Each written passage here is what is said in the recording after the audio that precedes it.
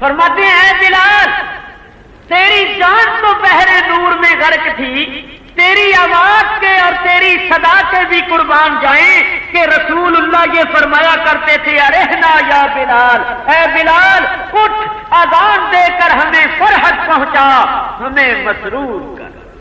تو میاں حضرت بلال صاحب حال تھے، کیا کہہ رہا ہوں، صاحب حال تھے۔ ایک ہوتا ہے صاحب حال اور ایک ہوتا ہے صاحب حال۔ حضرت بلال کا حال اذان دیا کرتے تھے۔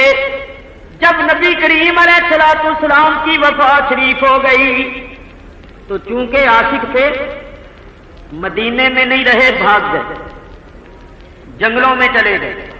کیوں؟ کہتے تھے مجھ سے رسول اللہ صلی اللہ علیہ وسلم کی قبر دیکھی نہیں جاتی۔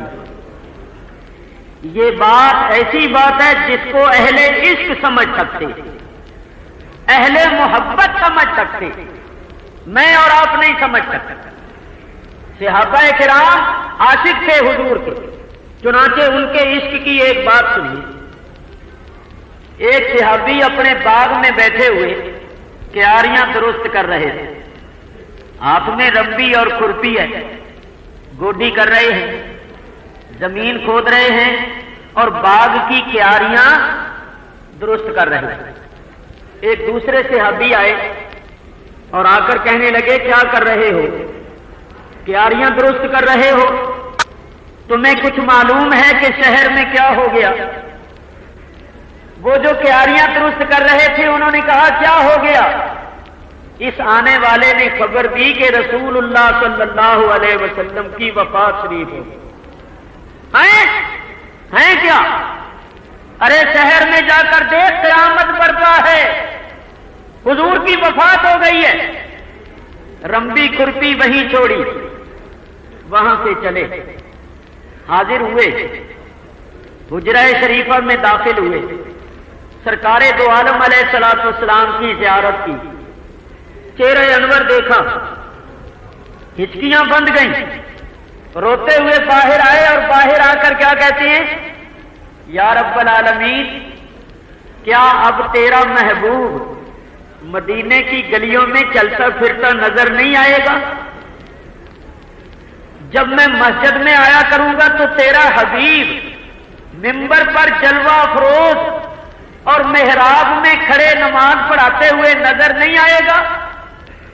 یا رسول اللہ، یا رب العالمین کیا اب یہ میرے کان تیرے رسول کی آواز نہیں سنیں گے؟ ان کے کلمات طیبات نہیں سنیں گے؟ کیا میری یہ آنکھیں اب ان کا دیدار نہیں کریں گی؟ کیا وہ چلتے پھرتے نظر نہیں آئیں گے؟ اے مولا اگر میری ان آنکھوں کو تیرا حبیب نظر نہیں آئے گا تو میں ان آنکھوں سے کچھ اور بھی نہیں دیکھنا چاہتا، مجھے اندھا کر دے اور میری بینائی سلب کر لے۔ اندازہ کرو صحابہ کرام کو کیسی محبت تھی۔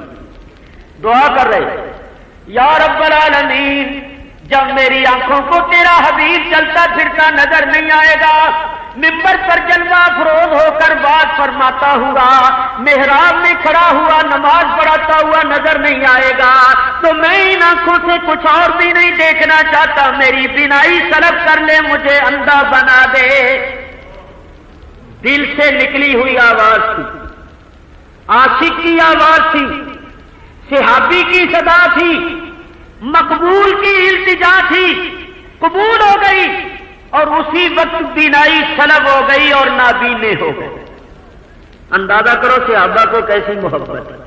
اور بلال تو حضور کے عاشق تھے، بلال تو عاشق تھے، کہتے تھے مجھ سے حضور کی قبر دیکھی نہیں جاتی۔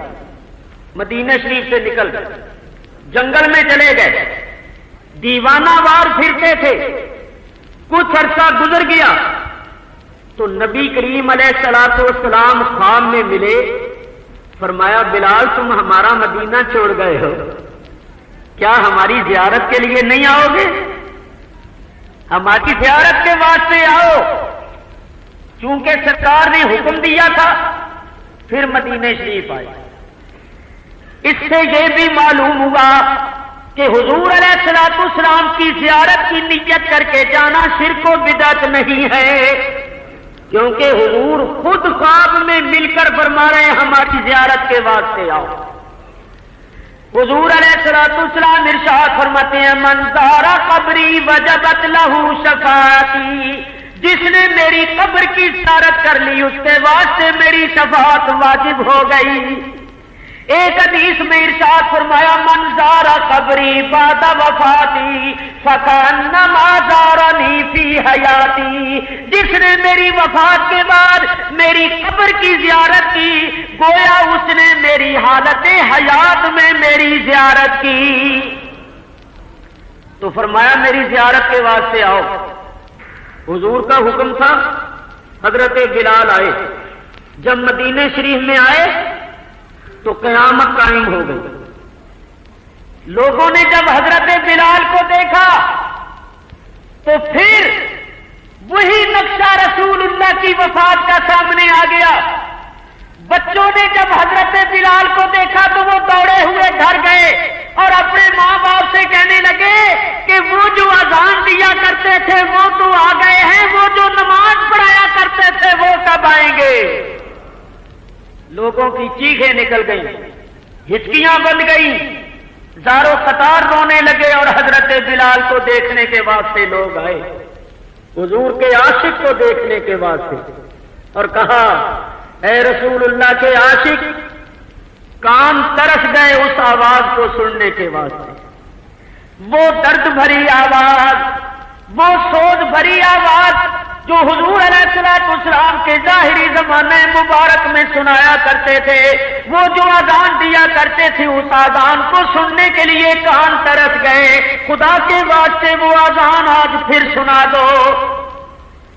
حضرت بلال نے کہا اب میں اذان نہیں دے سکوں گا، کیونکہ جب میں کہا کرتا تھا اشہد ان محمد الرسول اللہ، حضور میری آنکھوں کے سامنے ہوتے، میں حضور کی طرف اشارہ کیا کرتا تھا، اب حضور میری آنکھوں کے سامنے نہیں ہے، اب میں اذان نہیں دے سکوں گا۔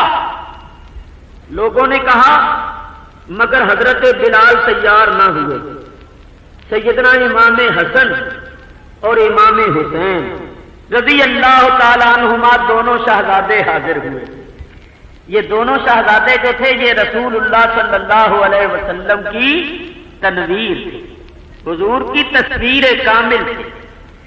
حضرت علی کرم اللہ تعالیٰ وجہ الکریم فرماتے ہیں، ترمذی شریف کے اندر حدیث موجود ہے کہ امام حسن سینے سے لے کر سر کے بالوں تک اور امام حسین سینے سے لے کر پیروں تک ہو بہو رسول اللہ کا نقشہ تھے۔ اعلیٰ حضرت امام اہل سنت نے اسی حدیث کو دو شعروں میں پیش کیا، فرماتے ہیں ایک سینے تک مصابہ، ایک وہاں سے پاؤں تک، ایک سینے تک مصابہ، ایک وہاں سے پاؤں تک، حسن صبغیں ان کے گاموں میں ہے نیما نور کا، اور صاف شکل پاک ہے دونوں کے ملنے سے آیا، صاف شکل پاک ہے دونوں کے ملنے سے آیا، خط توأم میں لکھا ہے یہ دو برقع نور کا، اور فرماتے ہیں تیری نسل پاک میں ہے بچہ بچہ نور کا، تیری نسل پاک میں ہے بچہ بچہ نور کا، تو ہے عین نور تیرا سب گھرانہ نور کا، یا رسول اللہ تو ہے عین نور تیرا سب گھرانہ نور کا۔ تو یہ حسنین کریمین کی ذات وہ ذات تھی۔ حضور کی وفات شریف کے بعد صحابہ کرام جب حضور کے ہجر و فراق میں بہت زیادہ بے قرار ہو جاتے تو ان دونوں شہزادوں کو دیکھتے، جب دونوں شہزادوں کو دیکھ لیتے تو رسول اللہ کی تصویر آنکھوں کے سامنے آ جاتی اور ان کو کچھ قرار آتا، کچھ چین آتا۔ تو یہ دونوں شہزادے آ گئے حضرت بلال حبشی رضی اللہ تعالیٰ عنہ کے پاس۔ حضرت بلال ان کی تعظیم کے واسطے اٹھ کر کھڑے ہو گئے، ان کو سینے سے لگایا، ان کو چوما، تعظیم کی۔ رسول اللہ کے فرزندوں، رسول اللہ کی آنکھوں کے تاروں، تم تشریف لائے ہو، میں نے تمہیں دیکھا ہے تو رسول اللہ کی تصویر میری آنکھوں کے سامنے آ گئی ہے۔ دونوں شہزادوں نے کہا بلال وہی اذان آج پھر سنا تھا جو نانا جان کو سنایا کرتے تھے، ہمیں بھی سنا تھا۔ لوگوں نے کہا تھا، صحابہ نے کہا تھا، حضرت بلال تیار نہیں ہوئے تھے، لیکن جب شہزادوں نے کہا تو انکار نہ کر سکے۔ حضرت امام حسن اور امام حسین نے جب کہا آج تو وہ اذان ضرور سنا دو، کیونکہ کان ترس گئے ہیں اس آواز کو سننے کے بعد سے آج اذان سنا دو۔ حسنین کریمین کے کہنے پر جس جگہ کھڑے ہو کر اذان دیا کرتے تھے وہیں کھڑے ہو گئے، اذان دینی شروع کر دی۔ جب اذان کی آواز بلند ہوئی اور پردہ نشین بیویوں نے گھروں میں بیٹھے آواز سنی تو وہ بھی رونے لگ گئی۔ حی علی الصلاۃ، ابھی اللہ اکبر اشہد ان لا الہ الا اللہ اشہد ان لا الہ الا اللہ کہا۔ جب انہوں نے کہا اشہد ان محمد رسول اللہ، اتنا کہنا تھا کہ اس مقام میں سے بے ہوش ہو کر نیچے گر گئے۔ کو محبت کا اتنا غلبہ تھا، دڑم نیچے گر گئے اور بے ہوش ہو گئے، اور جب ہوش آیا تو پھر وہاں سے اٹھ کر بھاگ گئے۔